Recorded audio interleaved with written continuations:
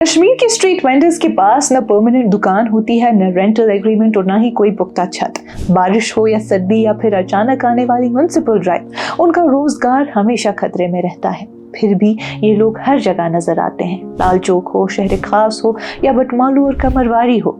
आज कश्मीर में 17,950 street vendors को सरकारी कोलैटरल फ्री लोन्स मिले हैं। ये एक पूरा इनफॉर्मल इकोनॉमिक सिस्टम होता है जो फॉर्मल मार्केट से बाहर चल रहा है। ये वेंडर्स हमेशा सस्ती चीजें बेचते हैं क्योंकि आवाम में से कुछ ऐसे लोग होते हैं जो महंगाई बर्दाश्त नहीं कर सकते। कश्मीर की इकोनॉमी लंबे अरसे से प्रेशर में है। लिक्विडिटी क्राइसिस ने लोगों के खरीदने की ताकत कम कर दी है। ऐसे में ये वेंडर्स आम घरों के लिए लास्ट अफोर्डेबल ऑप्शन बन गए हैं, लेकिन सिस्टम उन्हें प्रोटेक्ट करने के बजाय अक्सर प्रॉब्लम के तौर पर ट्रीट करता है। सबसे बड़ी तब्दीली ये है कि अब सिर्फ गरीब या स्कूल छोड़ने वाले लोग ही नहीं बल्कि ग्रेजुएट्स भी ठेले चला रहे हैं। कश्मीर में अनएम्प्लॉयमेंट रेट इतना ज्यादा हो गया है कि डिग्री होने के बावजूद नौकरी नहीं मिलती। सुबह 7 बजे एक पढ़ा लिखा नौजवान सब्जी लगाता हुआ अब अनयूजुअल नहीं लगता। ये मजबूरी नहीं नाजरीन, बल्कि बंद दरवाजों के बाद लिया गया एक प्रैक्टिकल डिसीजन है। बटमालू मार्केट, जो कभी जनरल बस स्टैंड की वजह से हमेशा बिजी रहता था, 2017 में बस स्टैंड पारनपोरा शिफ्ट होने के बाद धीरे धीरे सुस्त पड़ गया। लोग अब भी आते हैं लेकिन खरीदारी कम हो गई है। वेंडर्स अक्सर खाली बैठे मोबाइल स्क्रॉल करते हुए नजर आते हैं क्योंकि उनके ठेले बड़े तो होते हैं मगर बिक्री नहीं होती। कई लोग अक्सर मजबूरी में ये काम करते हैं, कुछ अपना बिजनेस खत्म होने के बाद, कुछ मेडिकल इमरजेंसीज के बाद और कुछ सीधा एजुकेशन सिस्टम से निकलकर जॉब मार्केट की नाकामी के बाद। नौजवानों के लिए चॉइस सिंपल है, या ठेला या कुछ भी नहीं, और ये ठेला कम से कम रोज की रोजी तो देता है।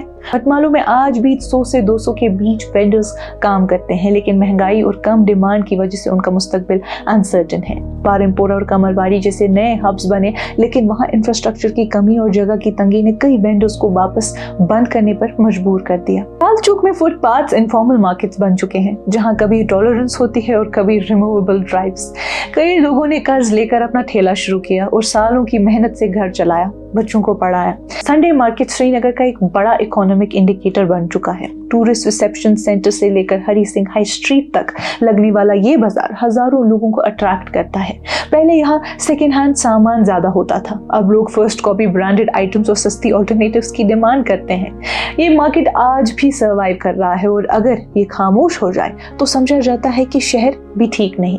हुकूमत ने 2007 से लेकर पीएम स्वनिधि स्कीम तक वेंडर्स को सपोर्ट करने की कोशिश की और अब तक 50.83 करोड़ की मदद दी गई है, लेकिन ग्राउंड रियलिटी नहीं बदली नाजरीन। सबसे बड़ा खतरा इन्फ्लेशन नहीं बल्कि एनक्रोचमेंट ड्राइव्स है। म्युनिसिपल टीम्स आती है, ठेले हटा देती हैं, लेकिन कोई प्रॉपर रिहैबिलिटेशन नहीं होती। और ये वेंडर्स कंजेशन के खिलाफ नहीं है, लेकिन बिना ऑल्टरनेटिव दिए उनका रोजगार छीन लेना उनके लिए सबसे बड़ा डर है। सोशल मीडिया पर अक्सर ऐसे मंजर वायरल होते हैं जहां वेंडर्स अपनी रोजी बचाने की कोशिश करते हुए नजर आते हैं। असल मसला ये है कि फॉर्मल इकोनॉमी इन लोगों के लिए दरवाजे नहीं खोलती। न नौकरी मिलती है, न सस्ती दुकान। ठेला उनके लिए सिर्फ शुरुआत नहीं बल्कि अक्सर आखिरी मंजिल बन जाता है। आज कश्मीर के स्ट्रीट वेंडर्स कोई छोटा या टेम्पररी फिनोमेनन नहीं, ये एक पूरा स्ट्रक्चर है जो बेरोजगारी, महंगाई और इकोनॉमिक ब्रेकडाउन का सीधा जवाब है। ये लोग सिस्टम के बाहर जरूर है, लेकिन कश्मीर की इकोनॉमी को चलाने में उनका किरदार अहम से भी ज्यादा है। फिलहाल आज की इस कश्मीर रिपोर्ट में बस इतना ही। बाकी मजीद मालूमात के लिए आप बने रहिए कश्मीर लाइव के साथ। खैबर सीमेंट, दिल से बनाओ।